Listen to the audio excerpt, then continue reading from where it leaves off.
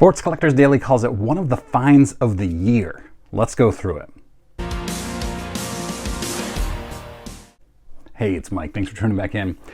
Finally got my lighting fixed. My dad came over this morning, the handiest of handymen, 73 years old, still doing all the stuff he could have done 30, 40 years ago, or was doing, I should say. So I'm really happy about that. Finally fixed my lighting situation. This is Attic Find Friday, which I haven't done much of. I think I've done one in the last 3 months or so. So I have actually a stack of them piled up, ready to share, and I'll be cranking them out this fall. So I'm excited about that. This comes to us from Leighton Sheldon of Just Collect. It's actually, a lot of the details that I'm gathering here come from Sports Collectors Daily. Great website, as always. This is Robert, an electrician, owns RMR Electrical Services out of Long Island. Showed up 10 minutes early for a job. And normally he said he'd go up and knock on the door and just get to work 10 minutes early. But this time he popped open Facebook Marketplace and was looking through things that were for sale near him, and he found a vintage trunk that was loaded with vintage sports magazines. And so he private messaged the seller, said, "How much do you want?" Went in, did the job that he had to do, and when he came back out, he had a message back from the seller saying, "Make me an offer." And so he replied back, "I don't know what's in it. I don't know what it's worth." And so the seller said, "Give me $75 for it." So he agreed. $75, drove the 10 minutes down to the place where it was. And I tried finding this marketplace listing, because you can find sold listings oftentimes. I couldn't find it anywhere, which was unfortunate. I'm not that good with Facebook Marketplace like I am better with eBay. Not that I'm great with it, but it would have been great to have the listing, to have the photos and what it said in the listing to use as a I don't know, just for photographic evidence here. So he drives over to get it, brings it home, and he and his wife are going through it, and they find in there something that he knew was special. So he slides these two things into an envelope, a big manila envelope, and he shows it to a Long Island dealer. The Long Island dealer says, "I'll give you $5,000 for that." And he says no. He knows that it's worth more than that. So he brings it to Fanatics Fest. Doesn't know where he's going, apparently. In Fanatics Fest, he's just looking for a dealer that has vintage baseball cards. And he finds Just Collect's booth, Leighton Sheldon, and he pulls out what he has out of the envelope, and Leighton lit up, as you can imagine. Well, you can't yet because I haven't told you what it is, but you would. In it, on the front, is a Detroit Tigers 1934 pennant-winning team photo. On the back of that, though, is an uncut sheet of 1935 Gaudi 4-in-1s. So it's 12 of the 4-in-1s. And I'm going to show you a picture of the uncut sheet, but I also want to put up some photos of the 4-in-1s so you get an idea what these look like when they are cut, if you haven't seen the 35 Gaudis before.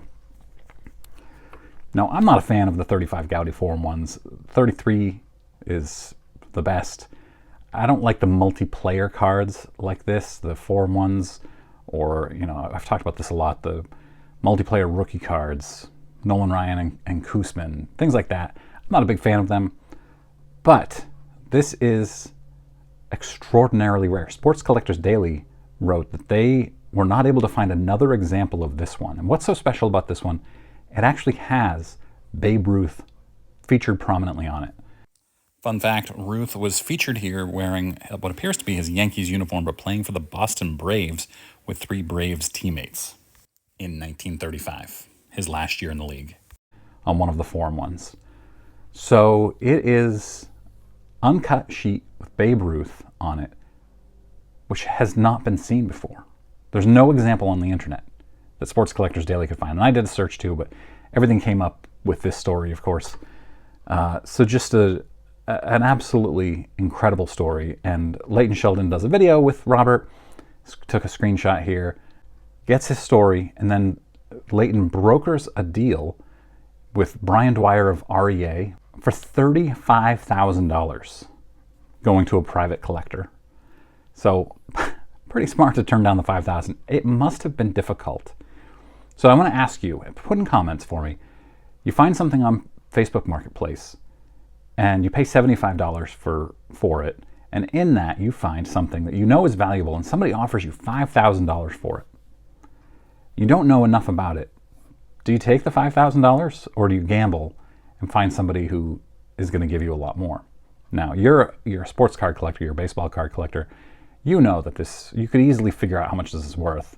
I don't know that Robert had that ability. Like, if I were to find a rare video game, I've been watching a lot of video game videos lately, would I know that I had a rare video game? Probably not. I'd search, but I don't know. He got 7 times what that Long Island dealer offered to him by taking it to Fanatics Fest and finding Leighton Sheldon, and that's an awesome deal. So let me know, would you have sold it for the $5,000? But I also want to know, what's the most amazing thing you've found on Facebook Marketplace? I haven't done much buying off of Facebook Marketplace, but I found a Carl Yastrzemski 1967 Life magazine that was autographed by Yaz. It's hanging on my wall, just to my left here. It has been for 2.5, 3 years. So that's the coolest thing, but it's not very valuable. I paid $70 for it. It's probably worth 100 maybe. So anyway, back to the Gaudi Forum ones. The Tigers team photo was part of a puzzle. So the foreign ones would come with puzzle backs, and the uncut sheet is the full puzzle, the Tigers team photo. There were other puzzle backs as well, like I think Mickey Cochran was one, Jimmy Fox was one. There were, I don't know, 8 to 10 different puzzle backs. This sheet has some minor edge wear, corner wear, but otherwise is in spectacular condition, as you can see.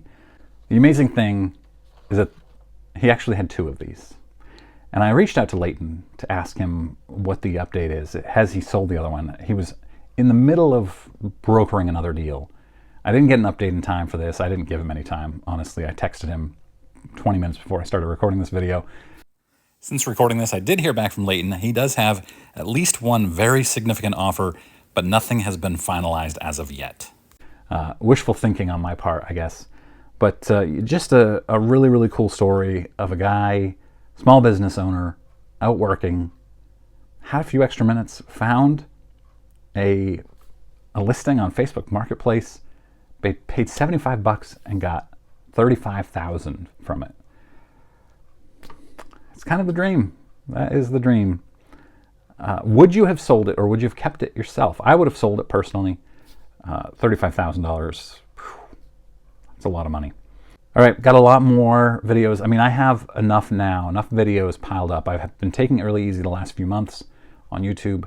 I have enough to last me daily videos for months. Not just a Vatic Fine Fridays, but a lot of things have been piling up in my inbox, a lot of things I've been promising. I have several videos that I've actually been working on, and I've got them teed up to get going. So I'm excited, got a lot coming. Make sure you're subscribed. I appreciate you guys watching, and have a great Labor Day weekend. Gets his story, and then Leighton brokers a deal with Brian Dwyer of REA, Robert Edward Auctions.